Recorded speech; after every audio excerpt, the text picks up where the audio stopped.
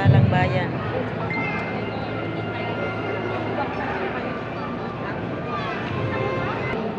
Isang espesyal at makasaysayang araw ito para sa ating 96 couples na ngayon ay opisyal na magsasabi ng kanilang 96 couples. bilang sa isa't isa, kundi sa isang panghabang buhay na pagsasama. Ang Kasalang Bayan 2026 ay hatid sa inyo ng pamahalang lungsod ng Muntinlupa sa pangunguna ni Mayor Rafi Steady, Community Affairs and Development Office at Local Civil Registry Muntinlupa. Sa ating pagdiriwang ng 31st Cityhood Anniversary ng Muntinlupa sa darating na March 1, isang masayang pagbati sa lahat ng kabahagi sa ating Kasalang Bayan ngayong araw.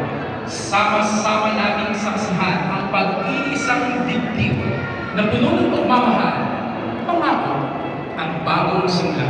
At para mas lalong maramdaman ang espesyal na sandaling ito, ating tunghayan ang pagpasok ng ating mga ikakasal.